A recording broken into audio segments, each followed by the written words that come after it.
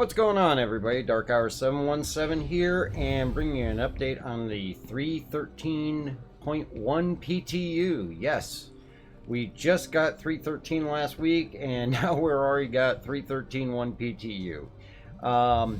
Not the first time they've come out with a 0.1 PTU this shortly after the launch of the 313 patch. It's not often they do this, but could be just trying to ramp up and get everything ready for Invictus that's coming up here at the end of May. But definitely a short time, and it's not for Evocaty or Wave 1 only. It is open to all backers. So definitely some information to go over with this. There's already some dismay over one of the changes that they made, which we'll get in here shortly. But before we get started, I want to remind everybody, hit the like and subscribe button. Also follow on Twitch. And don't forget to get your entries in for May's giveaway of the Consolidated Outland Nomad. And we'll be going into details at the end of the video on how to do that. So, the patch notes, a lot of it actually carries over from the patch notes that we had for 313 and when it launched to live. But there are definitely some changes and some definite things that are different than what we saw with 313. The testing focus is generally going to be stability and bug fixes. Known issues right now, customizations from the 300 series on the Pledge store are not transferring over into live or the PTU, so be aware of that. It's a fairly well-known issue. I think anybody that owns the 300 series that's done those is having the same issue, and there's issue council reports on it. But on top of that, there's also other items that are missing after an update, character reset, or even a change in your pledge. So be aware of that. Get in there, do the issue council reports, and contribute to those reports that are already placed to get those recorded. And then other things that we're seeing, abnormally long delays between picking up and storing of FPS minables, harvestables, and items. That's actually carried over from 313. As well as a large number of these other known issues. One thing they thought that they had taken care of that's come back is the chat HUD is partially off screen when using an ultra wide resolution, the Eclipse canopy issue, the issue with the trolleys, docking and with a moving ship, and the constellation despawning after flying away 30 kilometers in your Merlin. Those are all carried over from the previous patch notes. As well as the client may crash when loading a second player into a server and arena commander, and the breaking of the quantum jump when you have people jumping in conjunction with you. Other than that, not much else changed there on known issues. Some of the gameplay features that they've added though, there's a new arena commander mode, which is a 1v1 duel system, which I have not gotten to test yet, but going to be trying out with the org later this evening or tomorrow. That sounds like it's going to be very interesting. And then the big one that's causing a lot of issues right now is the PvE bounty update. They updated the PvE bounties to be in line with how PvP bounties work. Now, if you do PvP bounties, you know that you can get into the general vicinity of where that bounty is, and then you have to navigate manually to wherever they are. You can't use a jump point, you can't set a quantum beacon or anything like that. Well, what we saw with 313 is they made it to where PvE bounties would come in with a navigation beacon, and unlike 312, where you had to go into your star map and set a quantum beacon to get to the rendezvous point or the target location, you could just point and click and set your quantum on it and go right to them once visiting the main body in that system, and quantum right on in and get into your bounty. Well, now what they've done and the change that they've made is that you can no longer quantum to that position of the rendezvous point or the target location position. You can use OMs and you can use comm arrays to get into the vicinity, but from there you're going to have to manually fly. Of course, one workaround is to try to quantum past them or close to them to another body and shut your ship down using the U key to try and cut that distance down. But now you can't quantum immediately to the vicinity of where they are. So you got to try and get as close as you can using the available points and manually fly to where they are. When I first got in and tested this, the first few I did, they were right around comm arrays or OMs, and I could get within about 30 kilometers and fly over to them quickly. As I progressed and got through, 4, 5, and 6, the distance got larger and larger. So when I stopped doing the bounties and recording earlier today, the distance was upwards of 550 kilometers away from the bounty point, and manually flying in took me less than 6-7 minutes at full speed in my Harbinger, but definitely an inconvenience. This has caused a lot of comments and all that on the patch notes. I'll put a link into the comments below so you can go to the patch notes here, and you'll be able to go through all the conversations through the spectrum and see what everybody's saying. I kind of understand why they put it in line with the PvP bounties. It does inconvenience a lot of people that were using the bounty system as a major money maker, which it is a great money maker, but now they're going to make you work for it a little bit more with making you fly manually to where the location is. Again, check out the comments in Spectrum and the exchanges through there. I don't think this is a great change. There's enough transit time in everything in this game as it is, that adding this into there is an inconvenience. It is manageable, and it's overall not a lengthy amount of time, but it does kind of create a very likely discouraging situation of people not wanting to go and do bounties, especially if they're going to have to now manually fly for 5 to 10 minutes to get into the area to engage the target. Now, overall, I don't see this as being something that's going to negatively affect the group bounties, but it very well could be, depending on the speed of your ship, how decent you are at fighting, how quickly you can destroy them, and whether you're doing it solo or in a group. But I definitely see this as a possible deterrent from keeping people from wanting to do that gameplay loop. So, feel free to visit the Spectrum and join the conversation on there as far as what's going on. Check it out. It's definitely an interesting read. But that is probably one of the bigger changes for this patch. Now, the other thing that is a change for this patch is the ability to ship to station dock. Got in there, I was able to test it with my Hammerhead. It was a learning experience, to say the least. The first time I tried to dock, I tried to use the auto dock, and it tried to put the dock into the turret of the Hammerhead, and I ended up having to exit out and get back in because I couldn't disengage the auto docking feature. Once I got back in, though, I was able to go and spawn the Hammerhead. It spawned on the docking collar. I was able to get up to it and be able to get into the ship, and when trying to undock from it, which you would do just like with the Merlin using your N key, it will start the undock procedure. And something happened where I got stuck on the dock and whipped around like a piece of spaghetti, and next thing I knew, I exploded. So I tried again, and that the second time I was able to undock with little issue, a little bit of stickiness, and not being able to immediately disengage.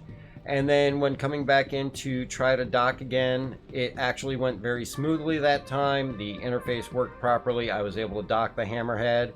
I undocked it again and went back in a second time, and both the undocking and docking worked better that time. Could very well be just because doing some practice and giving it a shot, or it could just be that it was just working better. It's hard to say, but definitely a fun gameplay loop. Using that docking collar was interesting and fun. It gave me plenty of time to get from the ASOP up to the docking ports to get onto my ship. Enough time to get on the ship, get to the cockpit, and break away. And even when I did dock and go back down to spawn another ship, after I spawned the Harbinger in, the Hammerhead stayed on the docking collar, and I think it despawned after I had already left the station. So definitely interesting there to be able to do that. You're going to be able to do it with the hammerhead, the carrot, the 890 jump and such. And definitely something that we're going to have to do as an org to give that a shot and trying different things with that with the different ships. There is an auto dock function, or you can manually dock it just like you can with the Connie. So get in there, give that a try, and just make sure you're participating in the issue council reporting on any things that you do find that's not going right. So aside from that, major bug fixes that they had, a lot of this actually just carries over to the 3.13 patch. The little tiny things, the doors opening and closing toggles on the Rock DS should now show correctly. Landing gear should now animate correctly on the Freelancers. The Drake Buccaneers landing gear should be visible now instead of being the invisible landing gear that it was. The Dock Merlin on constellations that are enemies should no longer show as friendly when they undock, and should be red when they release from the main ship, and they should pop up there as an enemy target as well too. The refuel and rearm services at New Babbage should now function correctly. The SDF shields got a little bit of help in the manner of it's not going to allow damage penetration while the ship is at speed. Also, the Anvil Hawk's SDF shields should now cover out all the way over its wingtips. So definitely some touch-ups there.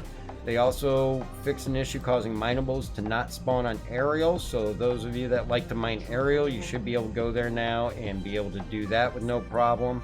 As well as fixing an issue that was causing some of the moons and surfaces temperatures to show as 0 degrees and apply no environmental or temperature effects to the players, which meant that basically even if it was outside your living ability, it wasn't killing you, it wasn't affecting your character at all.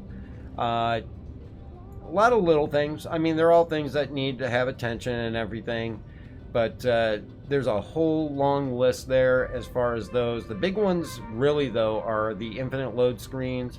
The player should no longer experience an infinite loading screen when attempting to load into the PTU, as well as no longer get stuck in an infinite load screen after using the bed logout in a ship.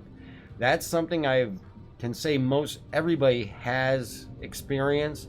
Hopefully that is really fixed at this point, and that we don't see that being an issue going further. It's been an issue for several patches now, even going all the way back to 3.10, 3.11. So hopefully they've gotten their hands on that and gotten that locked down to where we won't have that issue anymore. So, but a lot of other interesting information that's come out this week. Definitely there's a calling all devs video about Theaters of War, where it is, what status that it's in right now, that I found very interesting. There'll be a link to that in the comments below. Check that out. I'm definitely looking forward to it with the mix of what you see in Star Marine and Arena Commander. I think that's going to be very interesting as far as a scenario that'll take you from land to space, or take you from space and down to the land with the vehicle interactions and everything. Also an interesting video about the armor that's out there from Inside Star Citizen, and definitely in regards to armor, we've definitely seen some new ones like the Star Kitten. My favorite's still the Paladin helmet, but if any of you subscribers out there have seen the Jump Point, you'll see that what we're going to be getting for the month of May is that kind of almost bug looking helmet, and that I think will be interesting. I'll be looking forward to giving that a try. Of course, the white and the black one is probably my favorite. There's 3 color variations, so keep an eye out for that for when that hits. And that makes it so that we have bears, birds, bugs, and cats now. Kind of interested in seeing what animal they go to next, but they look good. The Star Kitten I'm not 100% sold on. That one I'm still iffy about whether I like it or not. I definitely like my Paladin and my Aves armor combination well above what the Star Kitten gives, but this bug armor looks like it could be very interesting and very stylish as far as how it looks. So check that out if you have access to the Jump Point. A lot of interesting information in there as well too, with a breakdown of all the different ship manufacturers and some of their key ships. Makes for a good reading, so if you're a subscriber, definitely worth taking a look at. And of course we have Invictus coming up, and you'll all see the banner has been updated on the RSI page. And with Invictus, this is going to run through May 21st through June 1st.